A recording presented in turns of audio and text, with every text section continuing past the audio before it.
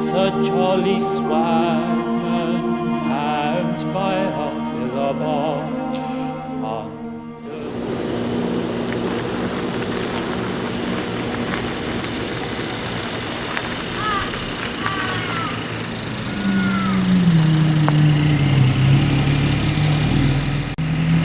G'day, welcome to On the Road Australia. In this episode we'll be paying a visit to Jenolan Caves up at the Blue Mountains. It's really a marvellous place to visit, so come along, let's have a bit of a look, and I'm sure you'll enjoy it.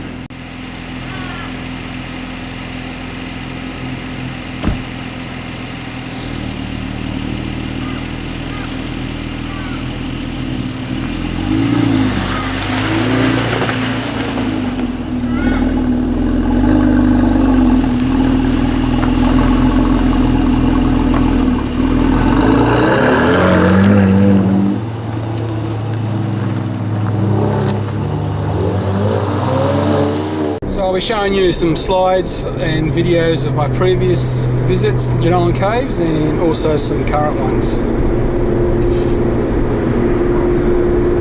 Well, a few different types of caves anyway. The Jenolan Caves are located 175 kilometres from Sydney via the M4 Great Western Highway. The route is 129 kilometres on the highway and 46 kilometres on the Jenolan Caves Road, which at places is so narrow that the road becomes one way into the caves between 11:45 am and 1:15 pm. The caves are 793 metres above sea level.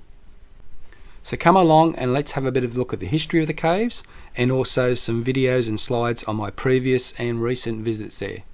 I'm sure you'll enjoy it. 'Cause we are one, but we are many, and from all the lands on earth we come, we share a dream, and sing with one voice. I am, you are, we are Australia. This road is known as the 5 Mile. It leads down to the Grand Arch at the entrance to the caves, as you'll see here. Quite spectacular driving through here, and then we go through quite narrow and make our way up to what's called Caves House. Built in 1898 by the New South Wales State Government and altered in 1909, 1914 and 1923, Caves House is an example of what is known as a modified Queen Anne style. It is worth exploring. The dining room belongs to a different era, as does the main stairway. Many of the rooms have been modified, but the ancient plumbing and corridors have ensured that the changes have been modest. It was a centrepiece for the caves in their tourist heyday of the 1920s and 1930s when tourists had to stay overnight. This is the staff accommodation block, located at the back of Caves House. Jenolan Caves were known to the local Aboriginal population for many thousands of years as Bin Numia, meaning dark places. European involvement in the area began in 1838, with the first recorded discovery by a local pastoralist, James Whalen. However, according to legend, Whalen was not the first European to set eyes on the caves. That honour goes to James McEwen, an ex-convict and possibly an outlaw, reputed to have been using the caves as a hideout. Over the succeeding years, James Whalen and his brother Charles discovered several openings. The Elder Cave was discovered in 1848. It was the first dark cave explored. In 1860, the Lucas Cave, largest of the current show caves, was discovered by Nicholas Irwin and George Whiting. In 1867, Jeremiah Wilson was appointed as Keeper of the Binder, or Fish River Caves. The Aboriginal word, Jenolan, meaning high mountain, was not adopted until 1884. In the 1880s, Jenolan began to emerge as a genuine tourist destination. Jeremiah Wilson, an extraordinary caver, had explored to the end of the Elder Cave. In 1879 he had descended a shaft and rock pile to discover the Imperial Cave. This was soon followed by the discovery of the left Imperial Cave in 1880. Development began within the caves, including pathways and the protection of formations. An accommodation house was constructed in 1887. Permanent electric lighting was also installed. Wilson continued his exploration, discovering the Jersey Cave in 1891 and the glorious Jubilee Cave in 1893. The present-day Caves House was constructed in 1898 after fire partially destroyed the original buildings. By the turn of the century, Jenolan was a well-established and thriving tourist destination. Today, Jenolan is the most popular tourist destination in country New South Wales, with over 230,000 visitors annually enjoying the wonders of the 11 show caves and an ever-increasing number of entering into the world of adventure caving. Over 160 years since the first Europeans stumbled upon the vast openings of the Grand Arch and the Devil's Coach House Cave, the magic of Jenolan is still leaving its mark on visitors.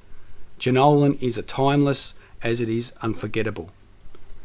So let's have a bit of a look around the caves now.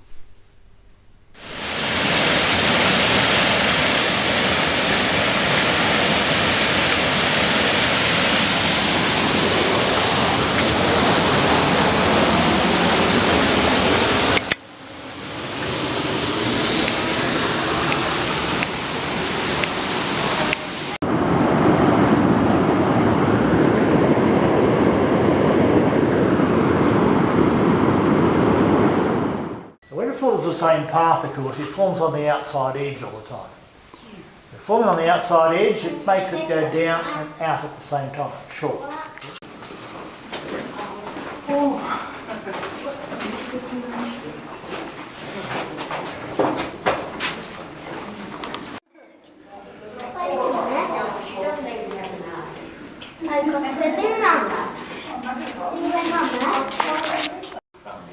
These are the grand stalactites, but they're most of them columns, that's what they call grand stalactites.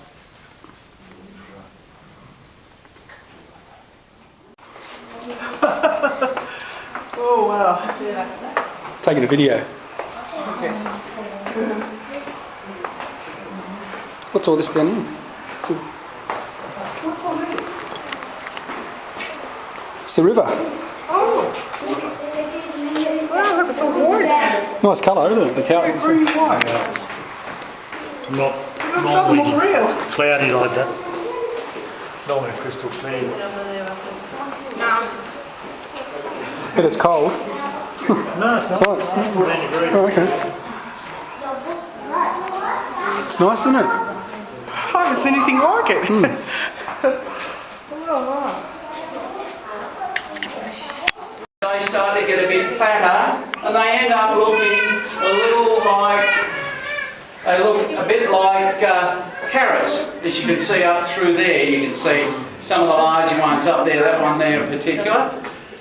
These all hang on very tight to the roof. This is the coronation dome, from right down the very bottom to the top. We're around about 42 metres in height, so it's really high. Probably the second highest dome that we have here at Jenolan.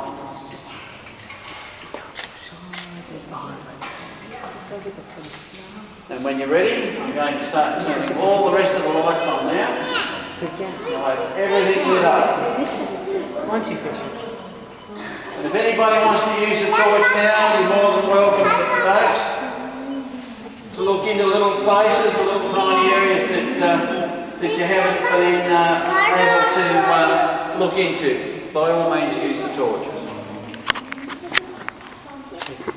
So, when this was discovered, the chap that discovered these chambers here, he was actually reading a book called Sinbad the Sailor. And Sinbad the Sailor was on his journey through the Orient. This is how this cave got its name. And we're just starting to do the journey through the Orient now, and we're in Persia. This chamber we call Persia, and it's the most highly decorated chamber we have here at Jenolan. Can we go all the way down? Yeah, please do. There you go. Right, sir?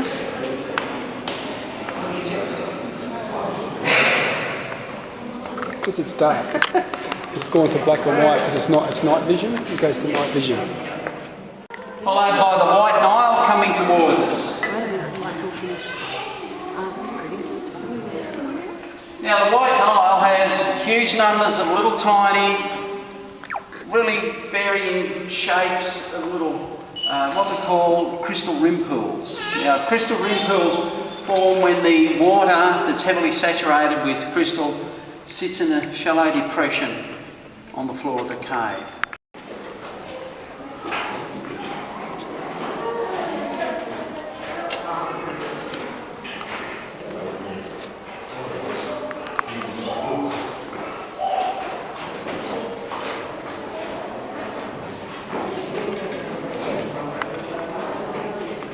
We'll see coming down the river cave where I showed you. And from time to time, people come in here and I'll see them standing sometimes here. Very often seen in all different parts of the cave. And the description is Mr. Wyberg standing in different parts of this cave. I don't know. But it would sort of confirm, wouldn't it? Yeah, I know, but I'm not quite sure how I'd react if I turned around and saw somebody standing there right now. That's the keys. I don't really know how I'd feel with it. I think it'd be better in a group of people. Definitely.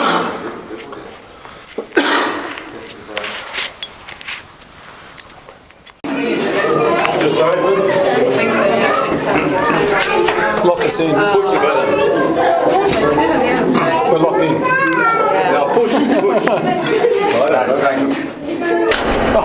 Okay. MacGyver.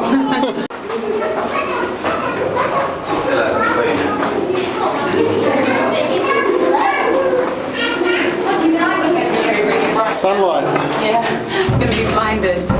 Fresh air. Ooh, wow. Oh, I thought I'd be so bright out here And now. it's hot. Oh, feel the temperature change.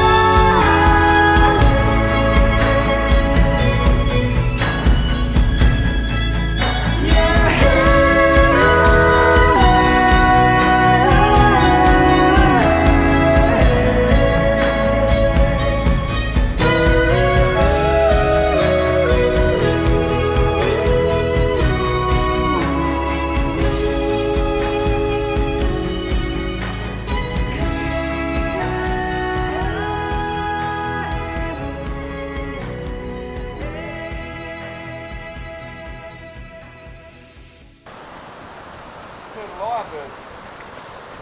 Yeah, they copy other birds.